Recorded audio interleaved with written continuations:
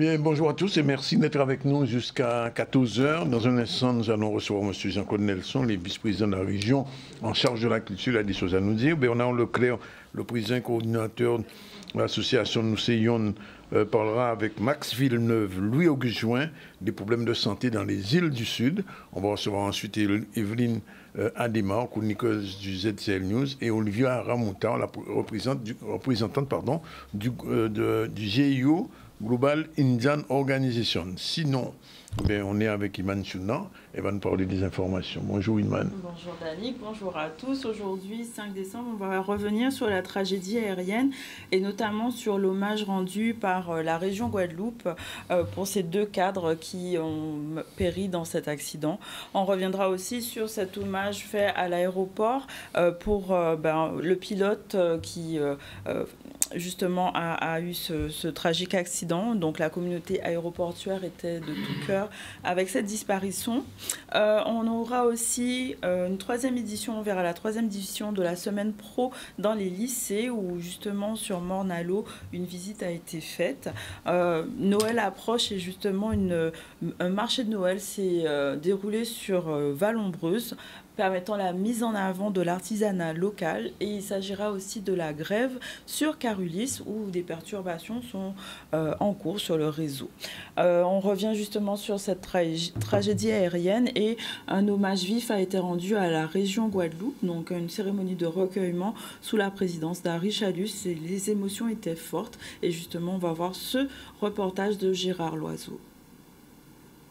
Ce matin, le président a présidé une cérémonie de recueillement en l'honneur de 2 collaborateurs de la région qui malheureusement ont péri dans l'accident à Terre-de-Haut. Il s'agit de Jean-Gabriel Quilin et de Régis Ethan. Et bien évidemment, vous pouvez imaginer l'émotion ce matin à la région parce que c'était des collaborateurs appréciés. Ils étaient dans l'exercice dans leur mission lorsque l'accident a eu lieu.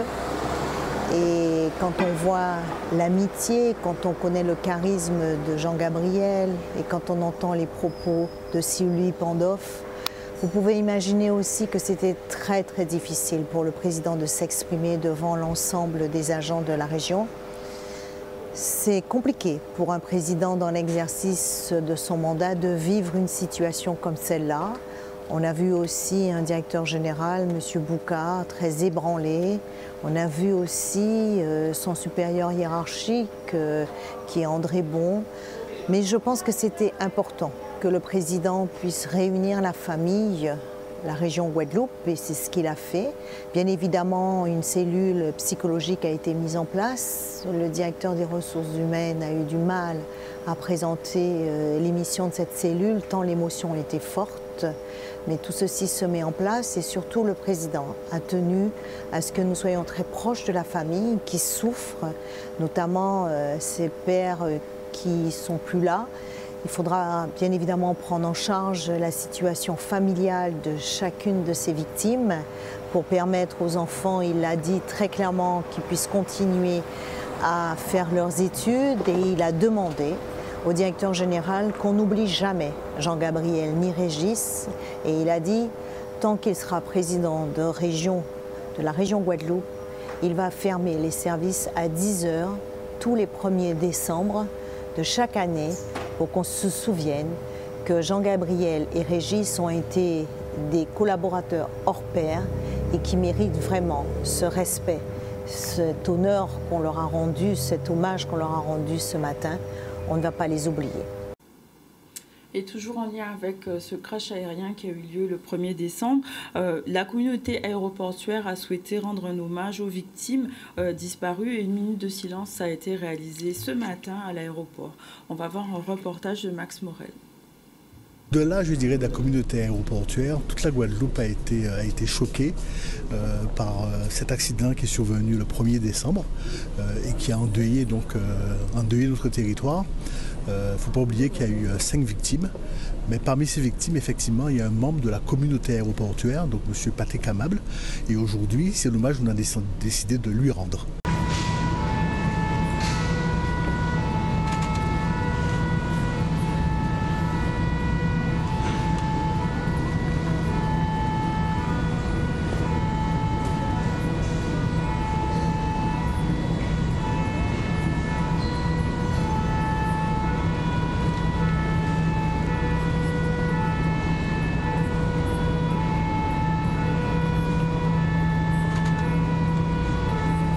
énormément d'émotions, depuis qu'on sait la nouvelle, hein, depuis vendredi soir.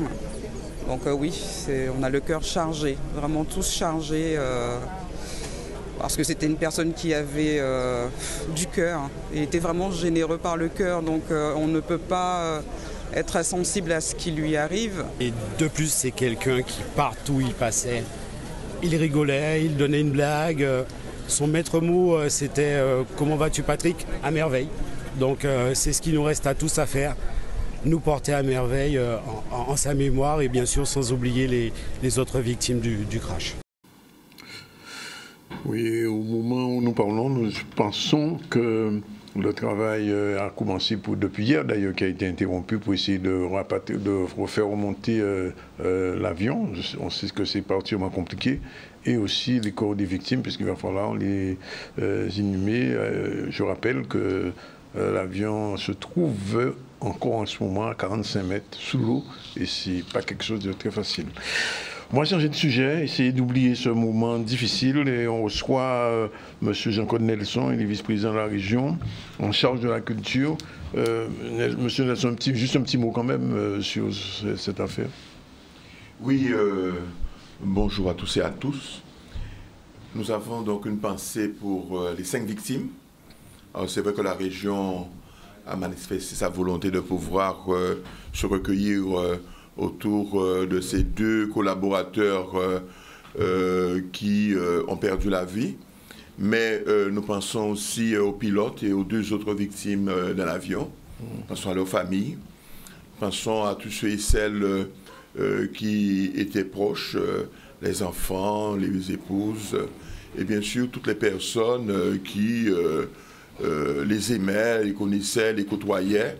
Et je crois que véritablement on a une pensée importante pour eux. Par ailleurs, c'est vrai qu'aujourd'hui, normalement, on devait procéder à la remontée des corps, oui, et demain procéder à la remontée de l'avion, puisque c'est très délicat de faire remonter l'avion et les corps en même temps. Donc, une première partie serait de remonter les corps, oui, une deuxième partie après c'est de remonter l'avion. Donc voilà. Et nous avons une pensée pour eux, pour leurs parents, pour tous ceux et celles. C'était des collaborateurs très proches du président de région, Richalus, qui a été très affecté par cet accident. Et ce qui nous a affecté le plus, c'est qu'en fait, l'accident a lieu, mais on a appris que l'accident avait lieu et qu'il y avait des collaborateurs très longtemps après. 6 heures après, pratiquement. Comment? 6 heures après. Oui, oui, oui. Et ce qui fait que ce temps de latence, parfois les gens ne le comprennent pas. Oui. Mais le temps que l'information remonte, oui, le temps aussi que les autorités puissent vérifier bien l'information, parce que vous savez que dans ces cas-là, donner une information comme ça, les parents ne sont pas encore informés, les gens attendent, les gens espèrent. Oui. Il y a toujours un peu d'espoir quand il y a un accident comme celui-là. Et donc voilà, donc au niveau de la région, nous faisons de notre mieux pour pouvoir, et en des temps, et aussi au niveau de la qualité de nos interventions, de faire en sorte d'être très proche de la famille, des familles, pardon, et aussi de continuer le travail au niveau de la région.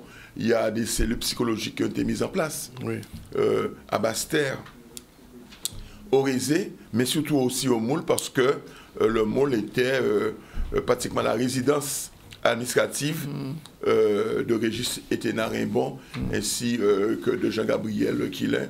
Et donc, voilà, donc hier j'étais au Moule, c'est un personnel abattu, que ce soit ceux qui travaillaient dans le service de Jean-Gabriel Quilin, que ce soit ceux qui ne travaillaient pas. Les gens, parce que les gens se côtoyaient, c'est une petite antenne où les gens se voyaient tous les jours. Et donc, ça vous touche, surtout qu'il y a des pères de famille qui disparaissent. Il y a des enfants en bas âge. Et donc, on sait très souvent quand ce drame vous touche, il n'y a pas que, je dirais, la douleur, l'émotion, mais parfois ça a un impact financier important dans la famille.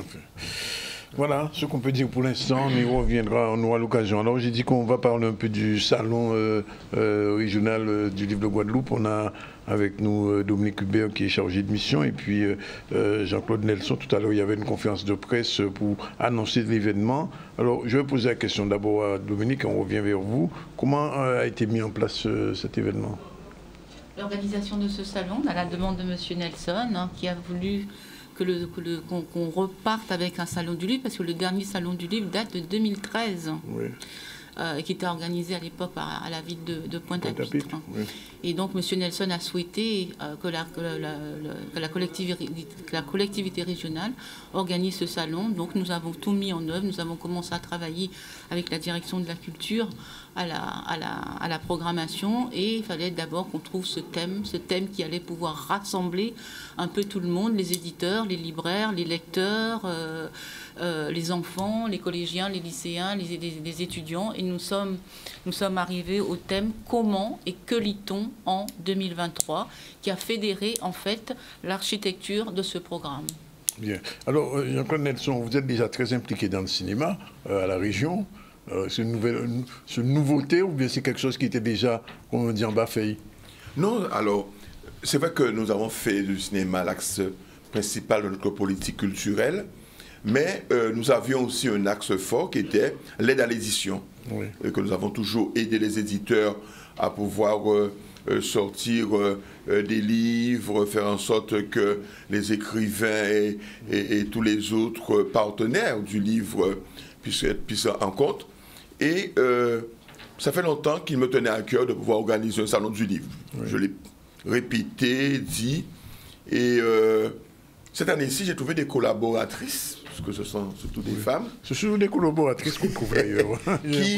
qui ont entendu mon cri de désespoir sur l'organisation d'un salon du livre, qui se sont attelées et qui a donné le programme que nous avons aujourd'hui. Donc c'est un salon du livre qui va démarrer avec un certain nombre de choses, avec différents aspects, mais c'est un salon du livre qui a, je dirais, pour ambition de se pérenniser, oui, et de monter en puissance. Nous n'avons pas voulu aller faire tout et n'importe quoi. Donc il s'agira pour nous de pouvoir recevoir les éditeurs de Guadeloupe, bien sûr, les éditeurs qui éditent les écrivains guadeloupéens, et bien sûr, il y a aussi des écrivains guadeloupéens qui, leurs éditeurs ne sont pas sur place, donc ils pourraient aussi trouver un espace pour pouvoir promouvoir leurs livres. Et puis nous avons bien sûr les libraires. L'idée c'est, parce que la région est responsable aussi de l'économie. Nous sommes dans l'économie du livre, oui, nous sommes dans l'édition, nous sommes dans ce qu'on pourrait appeler tous ces métiers autour du livre.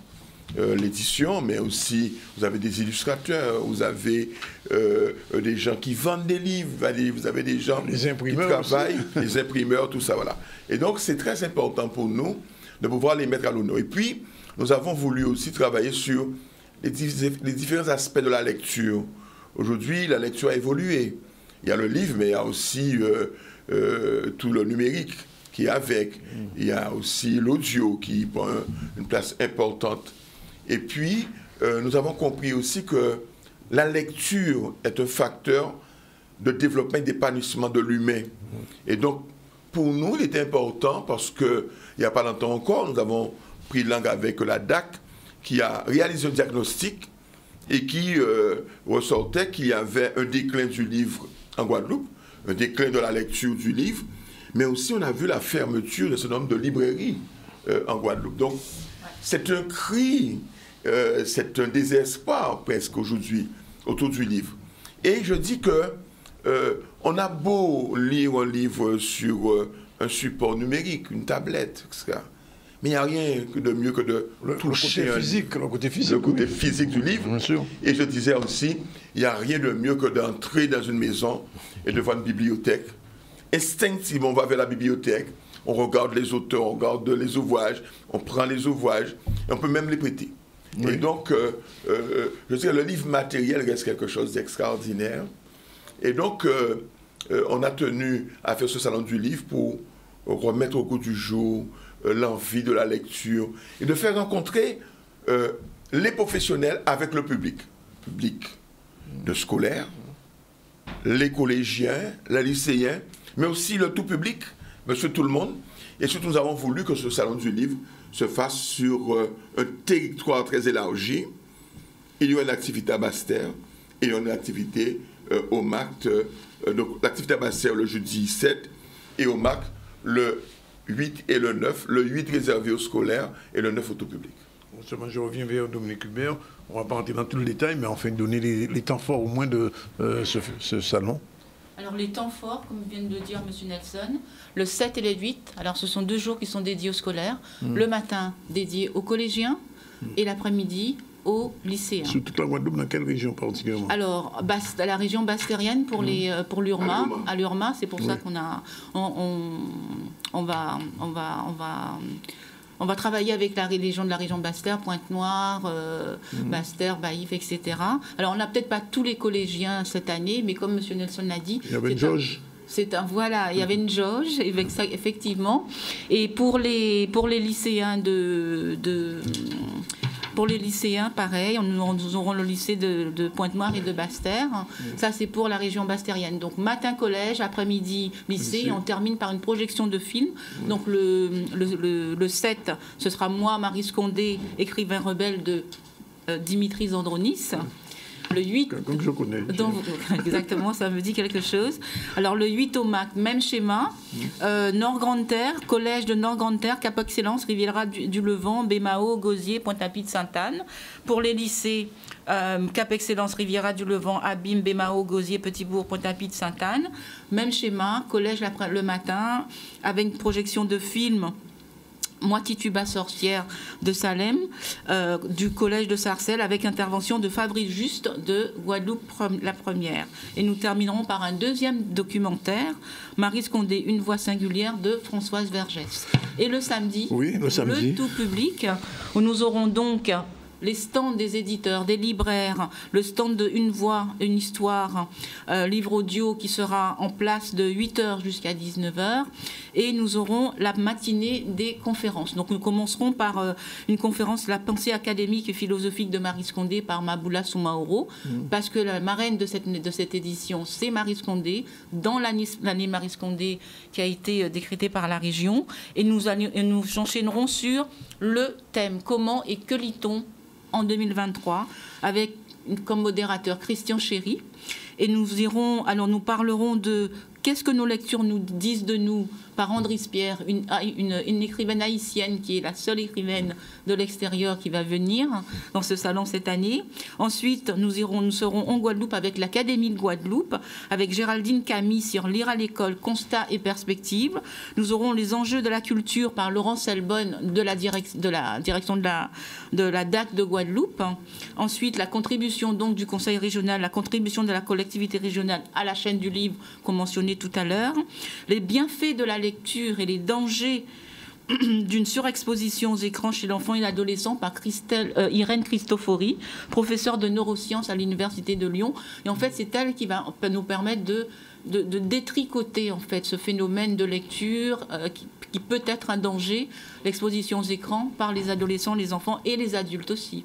Monsieur Nelson, visiblement, pour ce salon, on a un petit peu un mix entre le théâtre, la lecture et le cinéma. Alors, on sait très bien que le théâtre, il faut des auteurs pour écrire des pièces. Alors, des fois, on peut adapter un roman au niveau d'un théâtre, au niveau du cinéma, mais il nous faut aussi des auteurs de cinéma, il nous faut des auteurs de théâtre, et puis de la musique, la chanson, parce qu'il y a un concert qui va terminer avec Louis Gamboulet, et nous considérons que lorsque quelqu'un écrit des textes, ce sont des auteurs. Oui. Mais j'avais une fois une discussion avec M. Thibault Fouet de la SACEM de l'époque. Je lui disais, mais est-ce que quand quelqu'un fait un texte, c'est un auteur? Parce qu'on lit des textes qui ne pas voyants, qui pas mérité le titre d'auteur. J'ai pas mon... Ça veut dire que... Pourquoi je dis ça? Parce qu'il y a la capacité d'écrire des textes, de respecter les syntaxes, de respecter les règles d'écriture, et de raconter une histoire, de dire quelque chose. Quelqu'un qui chante et qui des textes en veux-tu, en voilà, comme ça, sans qu'il y ait une ligne directive, il y a un problème. Donc ça veut dire que, pour nous, Je prends un exemple. Je connais beaucoup de jeunes Guadeloupéens qui ont échoué à l'école, mais qui ont appris l'anglais en lisant les textes de Bob Marley, de trucs, voilà. Donc ça veut dire que ça contribue à l'éducation de l'homme, à cette capacité pour nous, d'écrire, de comprendre ce qu'on écrit. La lutte contre l'illettrisme. Parce qu'il y a beaucoup de jeunes qui arrivent au collège, parfois au lycée, qui ne savent pas bien lire, ou qui lisent, mais qui ne savent pas comprendre ce qu'ils lisent. Donc, tout ça pour nous est important de faire en sorte que nous puissions revenir vers la lecture. Revenir, je dirais, à une période où c'était la fête, c'est la fête du livre, un salon du livre, c'est la fête du livre. Nous sommes en fin d'année, c'est l'occasion pour les gens d'offrir des livres comme cadeau et de venir sur le salon du livre, d'acheter des livres. D'ailleurs, la région va donner des bons d'achat à chaque lycéen de montant de 20 € pour pouvoir acheter sur le salon des livres. Et nous avons le Pass Culture, où ils peuvent déjà consommer du bien culturel, donc acheter des livres, acheter des CD, etc., etc. Mais peu importe ce qu'ils achètent, que ce soit des mangas, que ce soit de la lecture de jeunesse, que ce soit de la haute littérature, l'idée, c'est de mettre en contact le jeune Guadeloupéen avec le livre, avec la lecture. Et c'est pour ça que nous avons la contribution de l'université, la contribution de la Casa Condé. Parce que je rappelle que Mme Condé reste l'une des plus grandes écrivaines de la Guadeloupe. Elle a le prix alternatif, le prix Nobel alternatif de littérature. Donc ça veut dire que c'est un talent, c'est un géant et à qui nous devons faire référence et qui devrait aussi susciter des vocations chez des jeunes Guadeloupéens et des Guadeloupéennes pour écrire. Et donc, dans notre politique culturelle multifacette, le cinéma, le théâtre, la musique, on a besoin d'auteurs. Oui. On a besoin d'auteurs.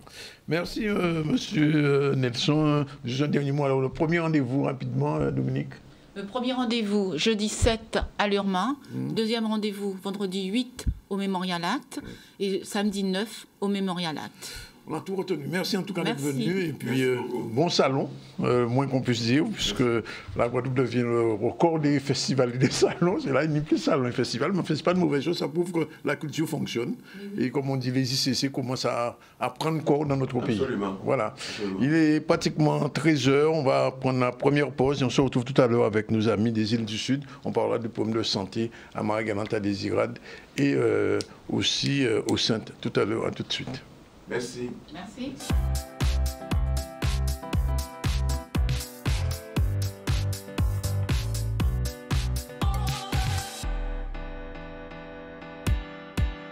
Voilà, nous sommes de nouveau avec vous. Il est déjà pratiquement 13 h 05. Je vous l'ai dit, on va parler des îles du Sud, puisque Bernard Leclerc, le président, le coordinateur de toutes ces yonnes, nous quatre Seyon, accompagné de Max Villeneuve, bonjour, et de Louis-Auguste Join. Oui, bonjour. Oui, bien sûr. La ligne de droits de l'homme. Alors, on a choisi de parler avec vous tout à l'heure de problèmes de santé, mais avant, on fait un petit retour sur l'actu avec Iman. Oui, retour sur l'actualité où la 3e édition de la Semaine Pro a lieu dans les lycées. C'est l'occasion pour les partenaires, les entreprises et différentes filières de coordonner leurs actions. On va voir un reportage de Solène Fèvre. À l'occasion de cette 3e édition de la semaine des lycées professionnels, une convention a été signée avec le SDIS et une autre avec la gendarmerie nationale pour mettre aussi en lumière les métiers de la sécurité et définir tout un ensemble de partenariats autour de ces métiers de la sécurité. D'un côté avec le SDIS pour la sécurité civile et de l'autre côté pour la gendarmerie pour ce qui concerne la sécurité nationale. Les protocoles et conventions que nous avons signés ce matin sont extrêmement importants pour la gendarmerie mais aussi pour la Guadeloupe, je pense, parce que les métiers de la sécurité dans les formations professionnelles prennent de plus en plus de place. Ça répond à un besoin de nos sociétés ici en Guadeloupe, chez nous en Guadeloupe comme partout ailleurs, mais également à un intérêt des jeunes pour ces métiers. Alors, il est important que nous connaissions les forces de sécurité de l'intérieur régalienne et ces lycées professionnels. D'ailleurs, une partie de ces élèves rejoindront probablement les rangs de la gendarmerie, comme de la police, comme des pompiers. Mais même si c'était pour rejoindre les rangs de la sécurité privée, des polices municipales, il est bien que nous nous connaissions. Donc, ces conventions visent à créer des partenariats pour délivrer des techniques, d'une part, et puis également délivrer une connaissance mutuelle des forces qui sont engagées dans la sécurité. Je me suis habillé comme ça aujourd'hui pour représenter ma filière durant cet événement, qui est la signature entre les encadrants et les professeurs de notre filière pour valoriser la filière sécurité de notre lycée. Personnellement, j'ai choisi cette formation car elle m'a intéressé.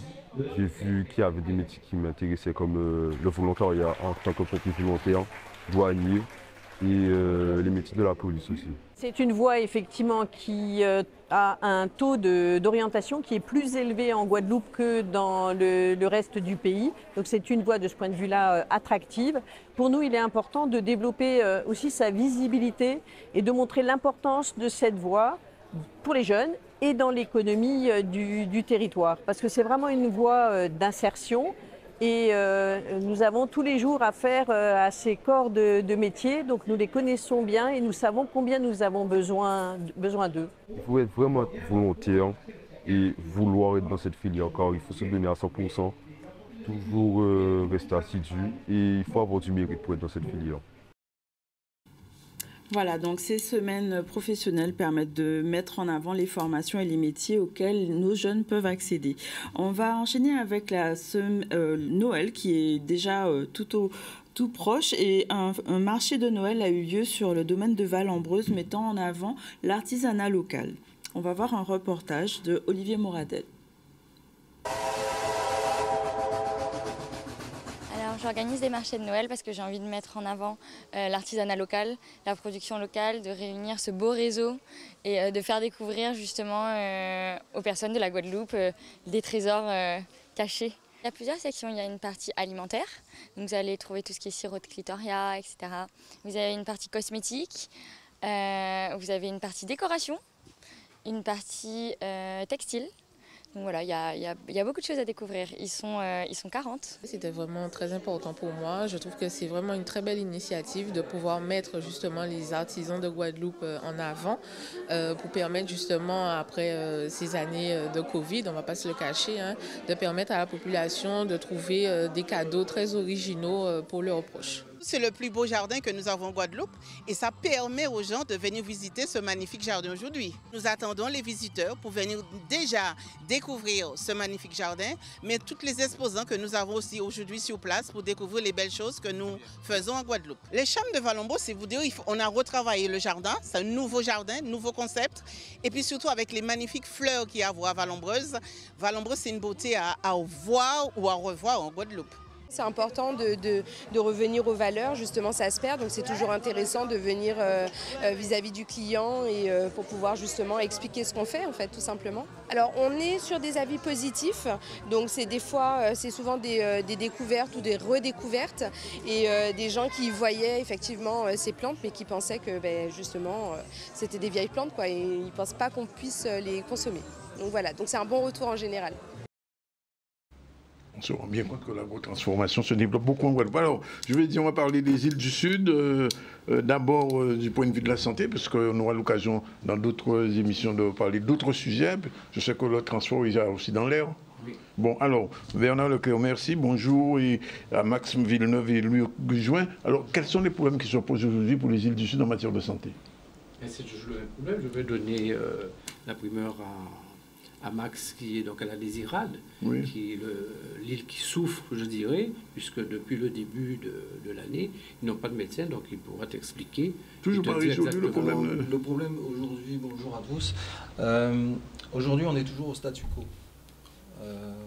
On a entamé des démarches avec nous, Katseyon, qui portent ses fruits, où les autorités nous entendent, où on a réussi à avoir quelques rendez-vous, mais en ce qui concerne les démarches sur l'île, aucun, ça n'a bougé, pas d'un poil.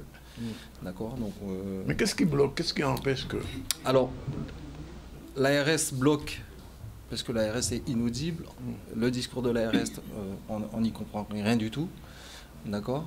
D'autre part, la municipalité a entamé des démarches aussi en parallèle pour faire venir un médecin. Bon, ça n'aboutit pas non plus. Donc, a priori, il y aurait des problèmes plutôt administratifs que je ne connais pas, mais en tout cas la population n'est pas au courant de ce qui se passe.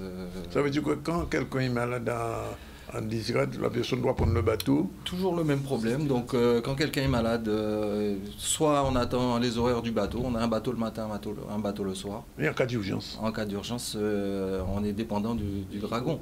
De l'hélicoptère. S'il n'est pas à Marie-Galante, à ce moment-là. S'il n'est pas à Marie-Galante ou en Martinique ou au Sainte ou quelque part. Donc aujourd'hui, statu quo sur les problèmes d'évacuation des malades, statu quo aussi sur les médecins, la venue des médecins. Maintenant, il y a une pharmacie quand même? Alors la pharmacie, c'est ce qu'on avait dit la dernière fois qu'on a eu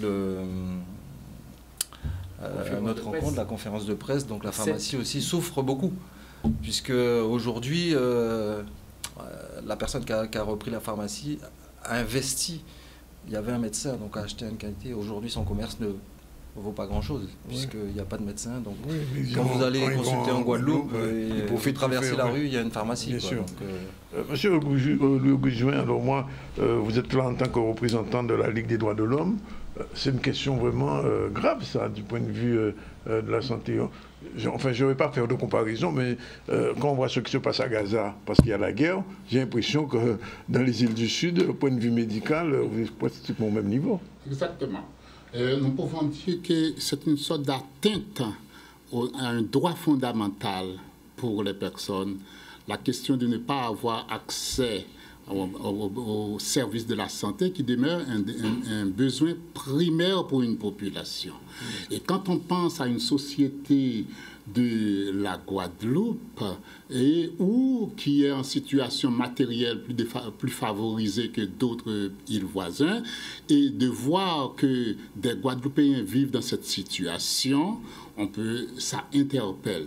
Et c'est pourquoi que la Ligue des droits de l'homme, qui se donne vocation de défendre des droits humains, de la dignité de la personne là où ils sont menacés, on sent l'obligation pour nous d'accompagner cette association pour interpeller les responsables, pour pouvoir prendre leurs responsabilités envers la population des îles du Sud.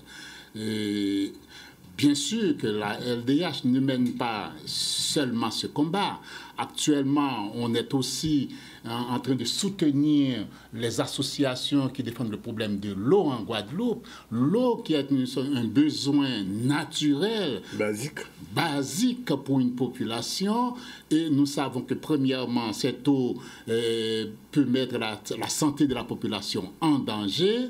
Et deuxièmement, l'accès à cette eau n'est pas toujours bien pour la population. Donc on soutient aussi les associations qui défendent le droit à l'eau pour cela. Alors, je crois que cet ensemble de combats est important pour éveiller les consciences, pour interpeller les responsables. Parce que très souvent, comme une personne a dit tout à l'heure, les responsables, si on ne dit rien, c'est que ça va. Oui. Mais il faut crier, il faut faire violence pour qu'on puisse vous entendre. Il y a, dans ce sens, comme je disais à la dame, c'est qu'en quelque part, on institutionnalise la violence. On favorise le développement d'une culture de violence. Si tu veux réclamer tes droits, tu dois faire de la violence, ce qui n'est pas normal. Alors ça signifie que la Ligue des droits de l'homme va faire une action en justice ou... En quelque part, nous accompagnons l'association. L'association Nukat-Seyoun. Et Nukat-Seyoun, pour ceux qui ne connaissent pas encore, c'est-à-dire les 4 îles du sud de Guadeloupe se réunissent, font un seul corps pour dire que nous sommes une unité. Et pour nous, premièrement, ce premier geste est très symbolique. C'est-à-dire ne pas s'isoler, ne pas rester dans l'isolement, mais de faire l'unité pour devenir plus fort. Et pour se faire écouter.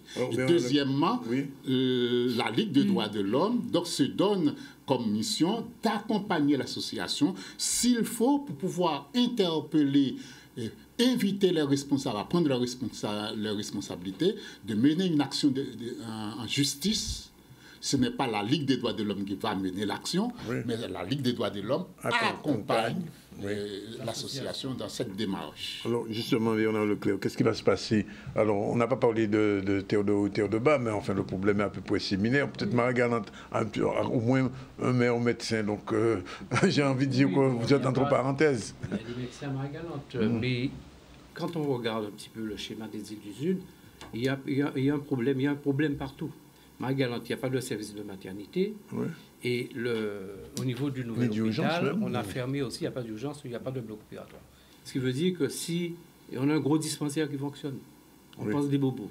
Si quelqu'un a une crise cardiaque, si quelqu'un tombe, se casse une jambe, n'importe quoi, tu es lié donc à un hélico qui doit donc partir avec toi d'urgence.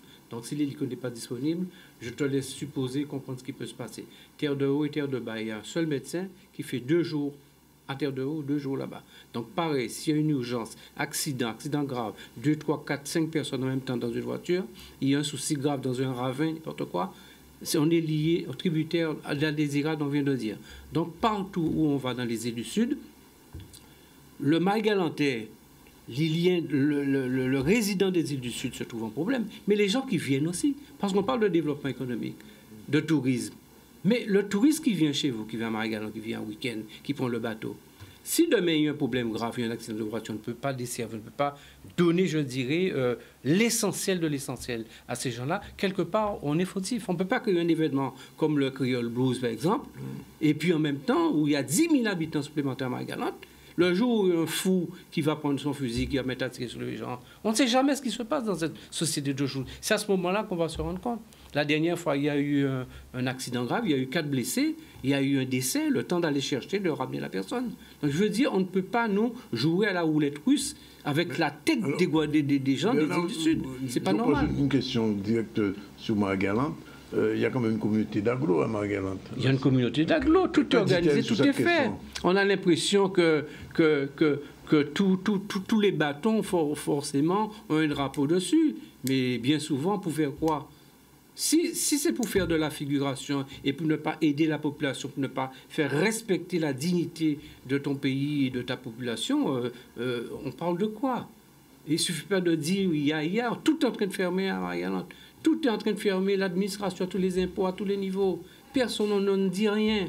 De 30 000 habitants, on est passé aujourd'hui à 8 000, 9 000 habitants. Les Saintes, 1 500 de chaque côté, 800, 900. Je veux dire, ces pays-là, on est en train de les tuer. On n'a jamais rendu ces petits pays-là aussi dépendants de la Guadeloupe, aussi dépendants de la France. Qu'est-ce qu'on veut faire? Quel est le projet qu'on a pour les îles du Sud? Est-ce que c'est de revendre ces pays-là à l'encan pour des gens qui vont venir? Y a-t-il un projet machiavélique? Quelque chose de macabre sous la tête des gens des Marie-Galantais, des Iradiens et des Saint-Ouen. Dans 40-50 ans, nous péquons là. Mais quand nous allons laisser passer plus tard ça. Et pour nous, pas qu'à bouger, nous là, il y a boire, il y a manger, il y a vivoter, pas qu'à poser une question. Après, moi, le déluge. Tout est en train de fermer à Marie-Galante, tu n'entends personne. Pour nous, pas qu'à riposter.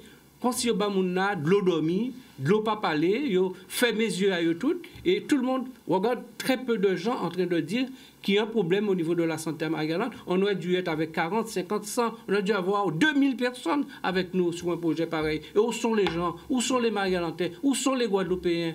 Même pour un vrai problème guadeloupéen, aussi ces mondes-là. Le Guadeloupéen lui-même s'en fout de la Guadeloupe. Et tu crois que c'est quelqu'un d'autre qui va venir, qui va s'occuper de ton pays? Et pareil pour Marie-Galante et tout. Nous sommes devenus des zombies dans notre pays. Est-ce qu'on est obligé de pleurer, de se mettre à 4 pattes pour réclamer un médecin à la désirade? Mais les dieux sont tombés sous la tête.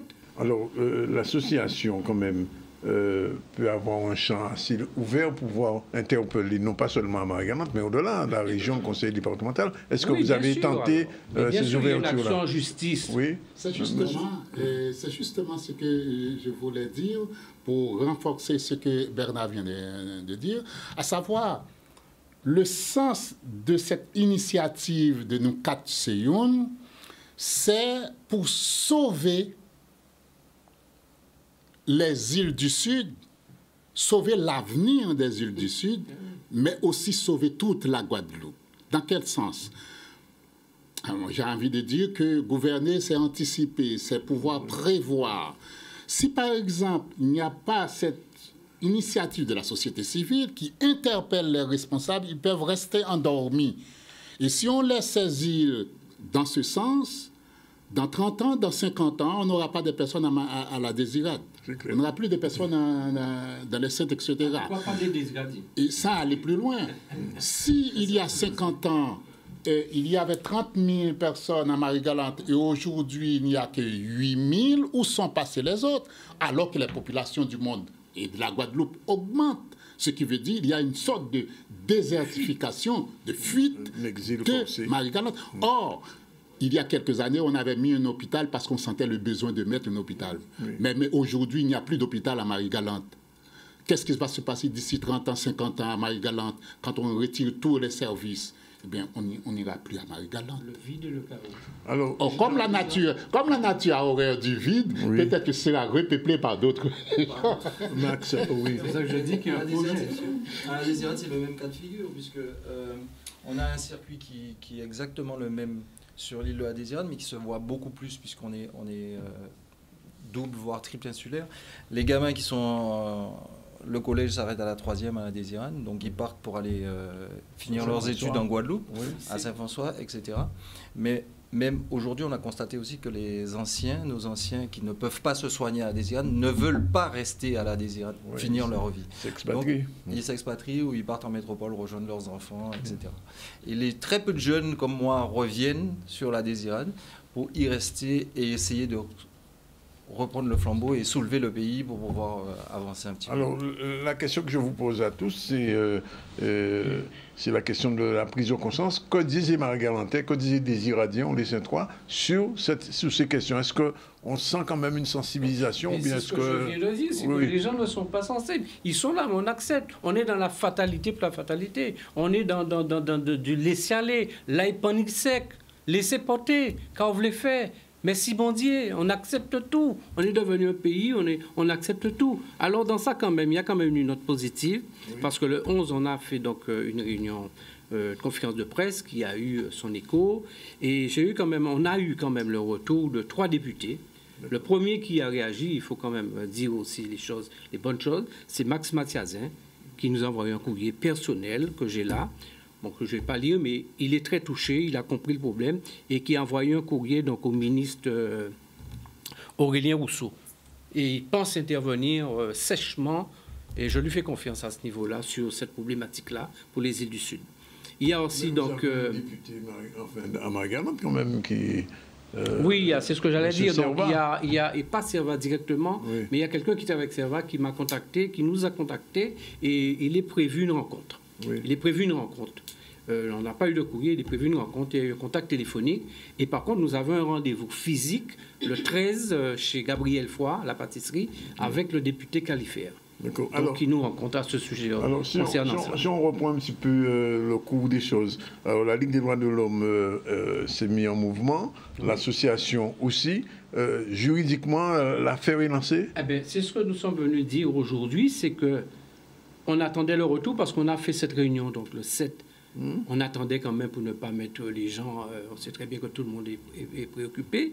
Et donc aujourd'hui, ça va faire pratiquement 1 mois. On a eu un retour de 3 députés qui vont alerter, qui vont essayer de voir ce qu'ils peuvent faire. Mais nous, on ne peut pas regarder le département et l'État dans cet état-là. Donc la Ligue des droits de l'homme va nous accompagner. Nous avons Maître Jabot, qui est donc le président sur Pointe-à-Pitre, et Maître Valérie Juste, qui est sur Basse-Terre. Ils sont là avec nous, et aussi Monsieur Join. Et là, nous allons donc juridiquement, attaquer en faisant un référé pour acculer, je dirais, ces instances, le conseil départemental et l'État, sur ces faits, je dirais, de manquements aussi graves.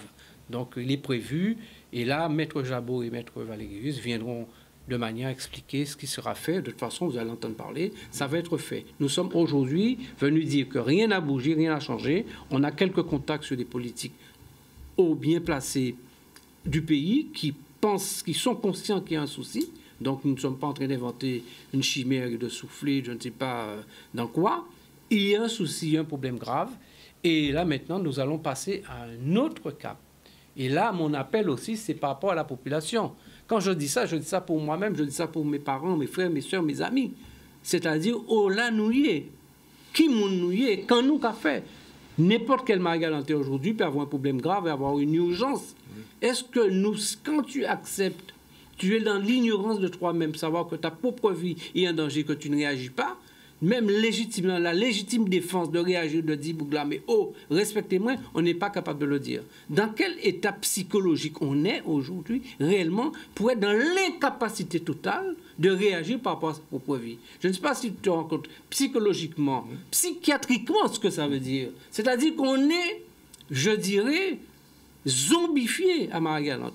On est en train d'accepter l'inacceptable, et notamment au niveau des îles du Sud. Donc moi, je veux dire aux gens, c'est qu'on est conscient des choses, les gens sont conscients aussi, mais nous devons réagir avec la Ligue des droits de l'homme, avec nous, Katseyon. On a besoin de gens autour de nous, avec nous, de manière à motiver tout le monde et pousser, je dirais, l'État et le département à ce que ces gens-là prennent leurs responsabilités. On va conclure là-dessus. Alors, on a abordé la question de la santé. Alors, bien sûr, il n'y a plus de Marie-Galante ni de Désiradiens qui naissent en Désiradiens Marie-Galante. Bon, tout c'est Guadeloupéen. Bon, bref. Alors, la prochaine...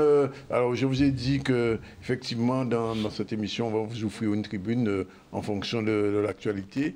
Donc, la prochaine fois, ce sera le 22 décembre, le 22 et surtout de la question de du la continuité territoriale et la problématique du transport, qui est liée aussi à la santé en cas d'urgence, si on doit venir. Madame Concon en direct au téléphone, puisque elle s'en est occupée. En tout cas, merci d'être venu pour ce premier épisode. On souhaite que le combat ne faut pas au de lui. La Ligue de droits de l'homme... Il ne faut pas le perdre, et surtout que je dis que nous sommes présents aujourd'hui. Oui. Il faut laisser des traces positives pour les générations à venir. Et ce combat a commencé par les 4 îles qui se mettent ensemble pour faire entendre d'une seule voix. C'est un chemin qu'il faut continuer, mais penser dans l'immédiat et aussi penser à l'avenir. Parce qu'on doit sauver les îles du Sud. Et c'est une manière d'enrichir la Guadeloupe. Sauver les îles du Sud, oui, mais retrouver notre identité, c'est important aussi. Et ce qu'on a, ce que l'État nous doit, d'accord, c'est cette santé qu'on a besoin. Juste sur ces îles-là, on n'a pas besoin de grand-chose. On a besoin juste d'avoir un médecin correct pour pouvoir s'occuper des Désiradiens, des Marie-Galante, parce que plus ça va, plus ça se dégrade. Donc, qu'on reprenne les choses en main de façon à pouvoir rendre à l'inverse les choses. Il est plus attractif. C'est ce concept. Merci en tout cas d'être venu. Et puis on se retrouve. Mais non, pas de problème, c'est tout à fait normal. 13h29, deuxième pause. On se retrouve tout à l'heure avec Gertie Courrier, Laure Tarrer et Madame Ramouta qui est là, avec elle on va parler du GIO dans un instant. C'est parti.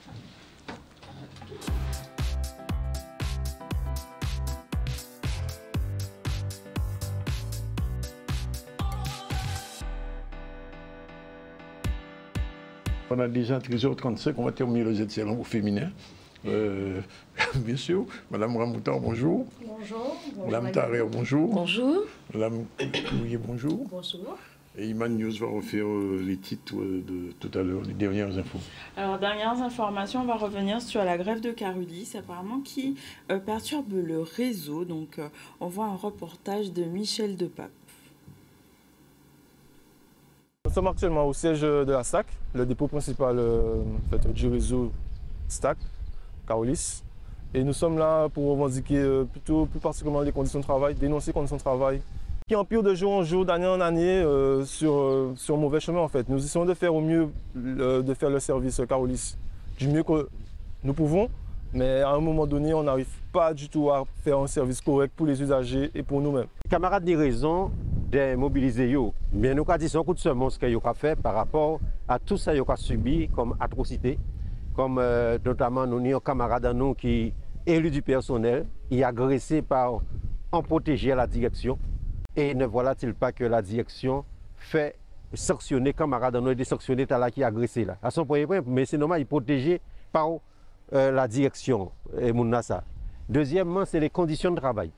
Les conditions de travail, les camarades décrits au lit, en pays brisé font décès, celle qui nous commandé, c'est font contrôle à l'ensemble des bus. Et nous que voyons qu'il y a passé un temps là. Concernant les véhicules qui ont des problèmes de tout ce qui est voyant, EDC, EBS et consorts, on va juste énumérer ces deux-là. En cas d'accident, c'est nous qui sommes responsables au pénal de tout ce qui sera incident ou accident sur la voie publique. notre responsabilité, je dirais, est engagée. C'est pour ça que nous sommes actuellement debout pour que nos conditions de travail s'améliorent assez urgemment en fait, pour nous, les usagers et les automobilistes. Nous ne pouvons pas attendre qu'il y ait un accident fait pour que nous viennent contrôler sérieusement les bus. Deuxièmement, les camarades qui travaillent dans des bus qui ont fait plus de 39 degrés sans climatiseur, sans rien, là aussi ça pose un problème. Et vers d'autres éléments, c'est effectivement les salaires. Les salaires qui, par rapport au coût de la vie, très bas. À chaque NAO, c'est toujours des promesses non tenues. Les NAO, c'est toujours 1,5, 2,5 et encore 2,5, 2,4 pour être précis. À l'heure actuelle, la vie est chère. Tout est cher maintenant, même un bonjour c'est cher. Donc on demande une augmentation salariale afin de vivre et non survivre. Et surtout une reconnaissance parce qu'avec le service que nous fournissons, avec les moyens que nous avons, et même que les moyens que nous n'avons pas, nous réussissons quand même à maintenir le service. Donc voilà les problèmes qui posaient, ni d'autres problèmes, hein, mais c'est trois problèmes majeurs qui posaient. C'est la discrimination au niveau syndical d'entreprise là, c'est les conditions de travail et c'est l'augmentation des salaires. Voilà, bien. Alors, je voulais dire, on va terminer au féminin. Tout à l'heure, on reviendra pour les informations avec Iman. On va commencer avec Mme Ramouta. Vous êtes présidente du GIO. Alors, première question, c'est quoi ce GIO? Alors, GIO, c'est une organisation, ça s'appelle Global Indian Organization. Donc, c'est une association qui a vu le jour il y a 6 mois environ. Donc, et qui a décidé d'œuvrer, en tout cas, sur la question économique entre l'Inde et la Guadeloupe. Alors, comment ça va se mettre en place concrètement? Alors, comment ça va se mettre en place? Donc, aujourd'hui, il s'agit donc de rencontrer des gens, donc de rencontrer des acteurs économiques, puisque je rappelle que le conseil d'administration du GIO est donc essentiellement composé d'acteurs économiques, hein, donc sur des thématiques complètement différentes.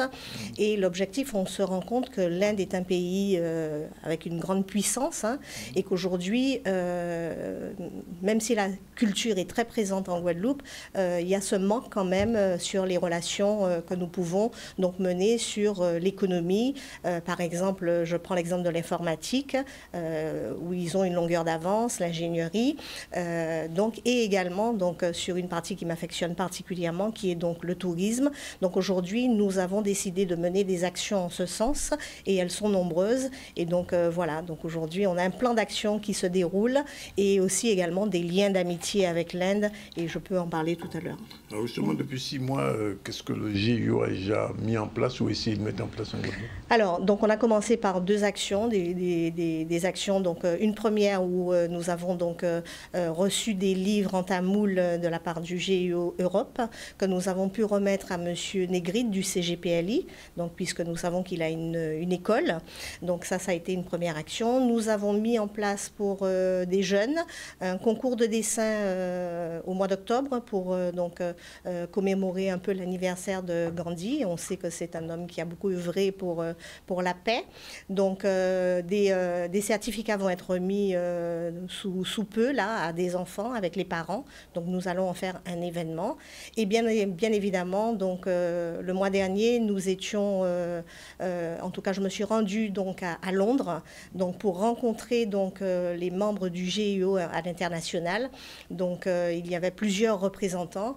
Donc c'était très important pour moi de comprendre ce qu'était le GIO, hein, donc la présence au niveau de l'international, les relations que nous pouvons avoir.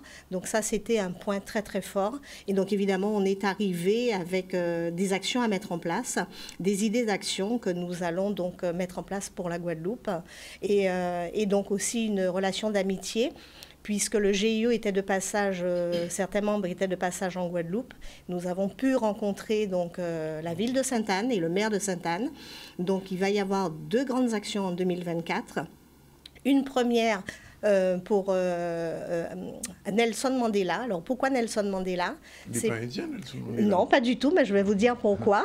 Je vais vous dire pourquoi. Le photographe attitré de Nelson Mandela est un Indien d'Inde, et donc en fait qui fait partie du GIO international et qui avait un certain nombre de photos et qui a décidé donc de faire un album photo, un livre photo, donc qui sera traduit en français, et donc la promotion de ce livre en français se fera à Sainte-Anne et sera préfacée par le maire de Sainte-Anne, Franck Baptiste. Donc, et nous avons aussi décidé à Sainte-Anne de nommer une rue donc, de Sainte-Anne, donc Nelson Mandela, et donc l'événement se fera à Sainte-Anne en ce sens, et nous avons également, et le maire de Sainte-Anne l'a acté, donc décidé de mettre une plaque de Gandhi sur le territoire de la ville de Sainte-Anne. Donc voilà, ce sont des actions qui se feront donc avec le GIO courant 2024. Et bien sûr, nous avons d'autres actions. Alors, je vous pose quand même la question, parce que j'ai vu que M. Chalus a été reçu par l'ambassadeur à Paris récemment, le M. Losbar aussi. Ça signifie que l'ambassadeur est en... Alors, absolument, puisque moi aussi j'ai été reçue par l'ambassadeur à Paris, donc il y a quelques mois de ça. Bon, vous savez, les ambassadeurs, ils sont nommés, donc ils sont nommés pour un an ou deux, je ne sais pas. Mais le GIO, c'est autre chose. Le GIO mène ses actions et l'ambassade continue à fonctionner. Donc, on l'a rencontré. D'ailleurs, je l'ai rencontré également à Paris lors de la Divalia à Paris. J'étais accompagnée du maire de Sainte-Anne également. Donc, c'était une très, très belle soirée où nous avons pu se rencontrer et organiser des futures rencontres.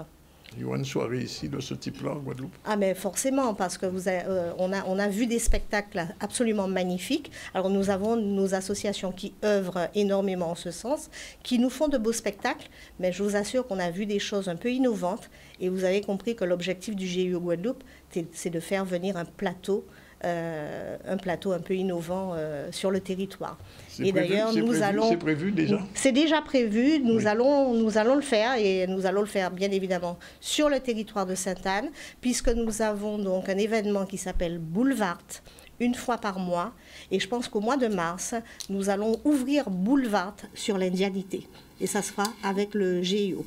Merci. Mais nous avons d'autres programmes, s'il faut les développer. On a un objectif de créer un partenariat avec un tour opérateur, donc pour pouvoir faire du tourisme. L'objectif, il y a beaucoup d'Indiens de Guadeloupe.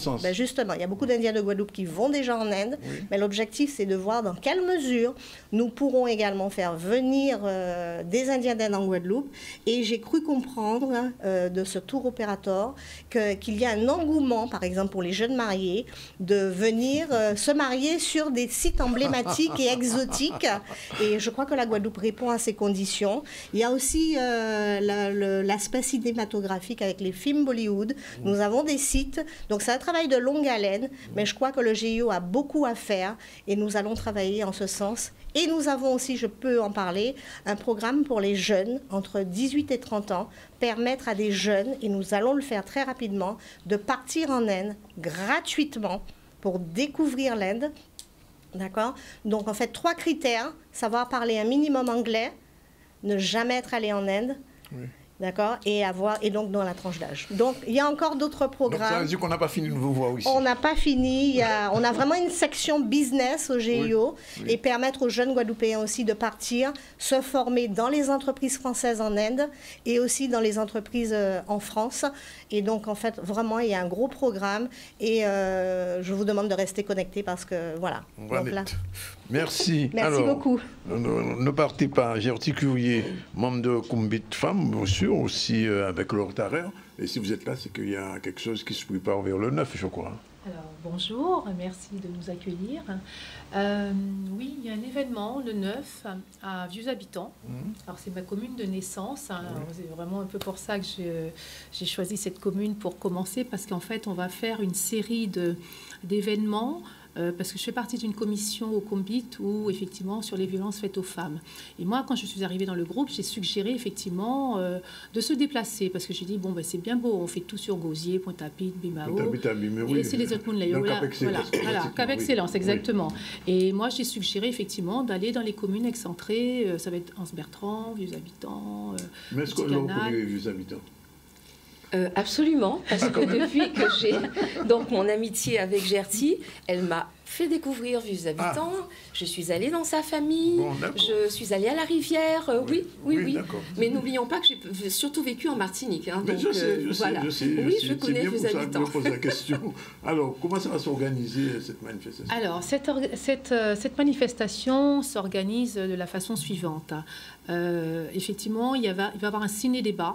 Oui. C'est-à-dire il va y avoir une projection d'un film d'une jeune Guadeloupéenne, Sarah Desmonio, qui a reçu 2 prix à New York tout récemment. Ce film parle sur le harcèlement de rue. Voilà. Surtout le harcèlement de rue. Il est harcèlement parce qu'il n'est pas forcément féminin, parce qu'il y a du masculin et du féminin. Donc c'est très rare que les femmes harcèlent les femmes dans la rue. Donc voilà. Donc du coup... ça dépend. Oui, enfin bon. Et donc... Voilà.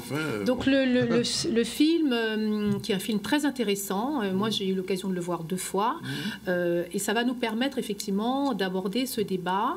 Il y aura une thérapeute qui va intervenir, une professionnelle qui s'y connaît très bien dans la matière, qui est Madame Isabelle Gass, qui a son cabinet sur Paris. Elle va intervenir avec nous pour répondre, parce que ça va être, on va regarder le film et puis on aura des échanges avec l'assistance. Voilà. Alors, je me tourne vers le Rotaire. Je sais que vous êtes un petit peu à l'initiative de ce Combit, d'une manière générale. J'ai fait partie, effectivement.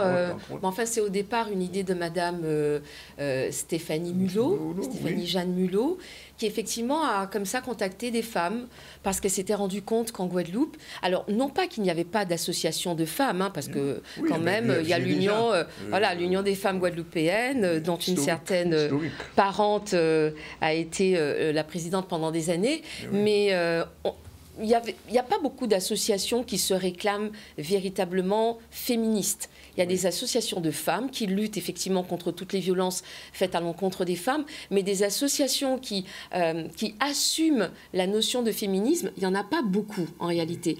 Et la particularité justement du Combit, c'est d'être OK avec cette idée de féminisme. Alors évidemment, peut-être pas le féminisme... Alors pour les gens qui ne savent pas, le féminisme, c'est quoi? Être contre les hommes, c'est ça? Non, absolument pas. Alors justement, le féminisme, très souvent, on a le sentiment que c'est une guerre entre les hommes et les femmes. Ce n'est absolument pas ça. Le féminisme, c'est simplement la défense des droits des femmes. Droits qui sont régulièrement bafoués. Encore aujourd'hui, à travail égal, à poste égal, on sait que les femmes touchent moins que les hommes. Donc effectivement, la notion de féminisme, c'est de pouvoir dire qu'une femme fait partie de l'humanité, une femme est un être humain comme n'importe quel autre être humain, et ses droits ne doivent pas être constamment bafoués. Ce n'est pas que les violences. On pense que la violence, c'est juste les coups. Non, la violence, c'est effectivement le simple fait qu'une femme ne puisse pas avoir accès aux mêmes carrières, ne puisse pas avoir accès aux mêmes postes, puisse avoir comme ça un plafond de verre. Ni les mêmes salaires, d'ailleurs. Ni les mêmes salaires. Par exemple, quand une femme est chef d'entreprise, on va toujours lui poser la question « Ah oui, mais que faites-vous? C'est comment votre vie de famille ?» Est-ce qu'on pose cette question à un homme? On ne pose jamais la question à un chef d'entreprise de savoir comment vous gérez votre famille et vos enfants, voyez-vous.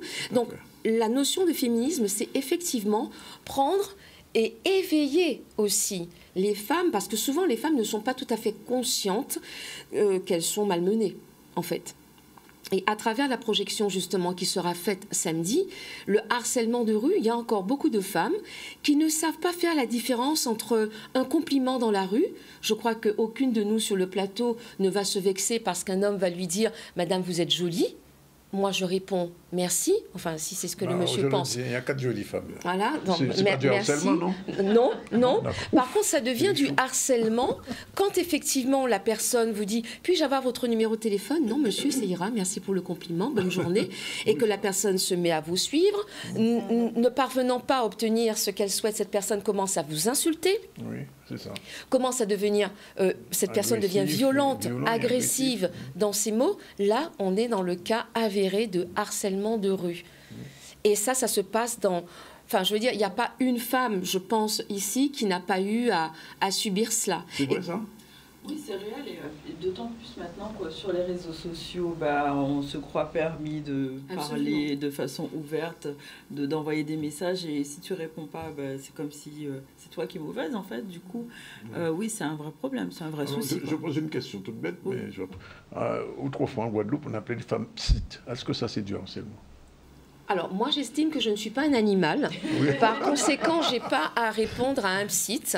À la limite, si jamais quelqu'un veut m'interpeller, qui me dise « Madame, oui, mais psite, non, enfin, je ne sais pas. » En tout cas, personnellement, je trouve que c'est déjà une forme, personnellement, c'est un début pour moi d'agression. Parce que je me dis, combien de femmes... Non, nous sommes 4 femmes, là. Avons-nous déjà citer des messieurs quand on les voit passer? Non, ça ne nous viendrait pas à l'idée. Avons-nous déjà, mesdames, même si on voit un mec passer qu'on trouve sympa, est-ce qu'on va se mettre à le suivre en disant, est-ce qu'on peut avoir ton 06 oh là là, j'aime bien tes petites fesses, hein, là. Non, je crois que ça ne nous est... Donc, voilà. Donc, ça veut bien dire qu'effectivement, il y a une culture. Il y a une culture sexiste. Il y a une culture où on se dit que la femme, c'est normal qu'on la traite comme ça, c'est normal qu'elle ait droit à ça. Et moi, je crois en l'éducation. Et le Combit veut défendre aussi cette idée d'éducation, pas de stigmatisation. On n'est pas là pour stigmatiser, mais vraiment pour contribuer à éduquer. Alors là, quand même, je veux quand même faire une petite remarque. En Guadeloupe, quand même, les femmes ont joué un rôle assez important dans notre histoire. Oui. Depuis Solitude, Gertie, Madame Tarrer, etc., etc. Il y a de plus en plus de femmes investies dans la politique. Ça prouve quand même qu'il y a une prise de conscience, il y a un début de quelque chose, non? Disons, je crois que les femmes n'ont jamais attendu qu'on leur tire la chaise pour leur dire tiens, prends ta place. Je crois que s'il y a une chose qui nous caractérise, c'est que justement, nous sommes allés prendre ce qui nous est dû, en fait, tout simplement en tant qu'être humain. Et pourquoi aussi on a choisi ce film-là, Échabine? Je faisais remarquer à un ami, garçon, qui disait « Ouais, vous les femmes, vous exagérez quand même, vous avez quand même droit à beaucoup de choses. » Parlons du soir, parlons de la nuit. Est-ce que nous partageons, par exemple, les rues de Pointe-à-Pitre, femmes et hommes, de la même manière? Une femme saura qu'à partir de 18h, elle a intérêt à ne pas traîner dans Pointe-à-Pitre. Oui. Ça veut dire quoi? On ne peut pas partager des espaces de manière équitable. Parce que l'on sait... Ça ne veut pas dire que les hommes ne peuvent pas se faire agresser la nuit, hein. Attention, je n'ai pas dit ça. Mais en tout cas, force est de constater qu'une femme va se trouver à 20h, 21h dans Pointe-à-Pitre. Qu'est-ce que les gens vont dire? Gagez chez mon bitin. Comme si, parce qu'effectivement, on n'occupe pas l'espace public de la même manière. Alors, est-ce que ça commence à changer? Je pose la question. Gertie. Alors, justement, on voudrait que ça change. En tout cas, moi, Gertie... Donc, ça n'a pas encore changé? Non, on voudrait que ça change. Et notamment, moi, ça va bientôt faire 5 ans que je suis en Guadeloupe. Alors, c'est vrai qu'on harcèle partout, hein, mais c'est vrai que ce harcèlement de rue... Alors, moi, alors peut-être que je mets une barrière. Hein, les gens doivent me voir comme étant quelqu'un... Alors, vraiment, mais... Sur mon visage, on doit lire très certainement, celle-là, non, on n'approche pas. D'accord ? Donc, c'est vraiment pour ça qu'on a souhaité leur parler d'éduquer. Moi, je dis éduquer, sensibiliser, interpeller nos hommes et nos femmes. C'est pour ça qu'on invite les gens ce samedi dès 16h30 à la salle polyvalente de Vieux Habitants qui se trouve juste en face de la mairie de Vieux Habitants à venir voir, à découvrir ce film documentaire qui est vraiment, je vous dis, très très bien fait. Sarah sera probablement, la réalisatrice sera probablement avec nous. Je l'ai contactée, elle m'a donné son accord. Donc voilà, j'invite vraiment les gens à venir partager cet instant avec nous et je vous dis, l'objectif c'est de sensibiliser nos femmes, sensibiliser nos hommes aussi, et qu'on arrive à échanger et se dire, parce que peut-être qu'un homme qui fait ça ne se rend pas compte en fait derrière l'impact, ce que ça peut faire en fait. Vous voyez, c'est ça. Et donc c'est pour ça que je parle de sensibiliser les gens, parce que il y a besoin cet échange. Qu'on dise à la personne, non mais sur ce coup-là, je n'ai pas du tout apprécié. C'est une femme politique, elle est politique, elle est adjointe à la mairie de Sainte-Anne. Qu'est-ce qu'elle pense de tout ce qui a été dit là? Alors j'entends et effectivement je comprends, mais je suis un peu comme madame, en fait. J'avoue que moi, Je sais pas, pourtant, je suis très empathique et j'ai un relationnel très développé, mais je suis une femme respectée, donc en général, on me cite pas ou on peut me courtiser, c'est pas pareil. Oui. Donc pour moi, je fais la différence. Oui. Je fais la différence. D'accord. On peut me courtiser et ça, c'est différent. Et j'invite justement, je disais que justement que j'étais assez ancienne dans les relations hommes et femmes et qu'aujourd'hui, c'était important qu'on revienne un peu aux fondamentaux parce qu'aujourd'hui, les hommes ne font pas d'efforts, c'est bien connu. Il faut du respect pour les femmes. Bien. Alors, rendez-vous donc vendredi 9. Samedi 9, pardon. 16h30 à la salle polyvalente. Alors, je profite pour remercier monsieur Jules Otto, le maire de Vieux-Habitants et toute son équipe de nous accueillir parce qu'ils ont accepté. Dès que je vais parler du projet, il m'a dit « Ok, Banco, Gerty, on vous suit ». Et donc, voilà, on voudrait vraiment les remercier profondément. Donc, nous attendons les gens. Alors, ne venez pas me dire que Vieux-Habitants, Gisela, c'est perché. Voilà. Qui c'est qui dit ça? Faites du covoiturage. On a proposé du covoiturage. Et puis, pourquoi pas venir passer une belle journée à Vieux-Habitants? Vous irez à la rivière prendre un bon bain, vous irez manger au restaurant en bord de mer, manger un petit truc, allez prendre un moment de rivière. On a même mangé des sorbets. C'est ça. En plus, on pourra même manger du sorbet. Donc voilà, nous sommes vraiment, nous vous attendons nombreuses et nous partagerons une petite collation à la fin de l'événement. Voilà, 13h56, un rapide rappel des titres, Iman. Oui, très rapide. Oui. Donc très rapide, on a parlé de la tragédie aérienne qui a eu lieu donc, ce 1er décembre et de l'hommage rendu par la région Guadeloupe, donc avec beaucoup d'émotion, ainsi que sur l'aéroport, puisque voilà, c'était aussi le personnel de la communauté aéroportuaire qui a voulu rendre hommage à ces victimes. On a parlé de la 3e édition de la semaine professionnelle dans les lycées et ainsi que du marché de Noël qui a eu lieu au domaine de Val-Ombreuse. On a terminé avec la grève de Carulis et les perturbations qui ont lieu sur le réseau. Aujourd'hui, j'ai ouvert ZCL avec Jean-Claude Nelson et Dominique Hubert, puisque vous savez qu'il va y avoir à partir dans 2 jours le Salon du Livre revient. Laura a dû connaître ça dans sa jeunesse. Oui, le Pointe-à-Pitre, oui, Salon de Pointe-à-Pitre qui débute à l'UMA à Saint-Claude et qui va continuer au MAC tous ces jours-ci avec du théâtre. Et c'est un hommage à Marie Condé aussi, puisque Casa Condé a joué un rôle important dans, et l'orchestre littéraire sera sûrement à ce salon-là. Alors, je ne sais pas comment elle fera entre les deux, le 9, mais avec les bouillés. Bon, alors, on a fait un petit focus sur la santé dans les îles du Sud avec l'association 4 Bouillons, avec Jean-Claude Bernard Leclerc, Max Villeneuve et Louis-Auguste Join. Et la situation est assez particulière et difficile. Pas de médecin à Désirade, pas de médecin au centre de façon régulière. Et à Marie-Galante, la population est en train de diminuer terriblement. Et puis on vient de terminer avec Laure Tareo, Olivia Ouamouta et Gerty Cuvrier qui vous donnent rendez-vous le 9 à Vieux-Habitants à partir de 16h. Hein. 16h30. La salle polyvalente de Vieux-Habitants. Et Olivia Ouamouta qu'on reverra bientôt quand il y aura tout ce qui est prévu. Je reviendrai vous parler du Boli Zumba. Du Boli Zumba, bon, on en parlera. Voilà, c'est fini pour aujourd'hui, on vous remercie. Il n'y avait pas de focus aujourd'hui? Oui? Oui, quand même, oui. Oui, voilà. On va parler à pays là, comme tous les jours en créole. Kaki rivière au soleil qui a brûlé l'ombrique. Alors, traduction de ce texte, de cette phrase. Qu'est-ce qui t'arrive? Tu fais la grasse matinée. Alors, le soleil qui a brûlé l'ombrique, ça veut dire qu'on fait la grasse matinée. Bien. Extrait de À l'aise, vous parler créole, comme tous les jours, grâce à Odalia. Merci. Demain, même heure, 12h30, on se retrouve avec vous. La réalisation est assurée par Yann, avec nous aujourd'hui, Satyam Sinan, qui était à la co-réalisation avec lui. Voilà, c'est fini. Ciao, bye bye.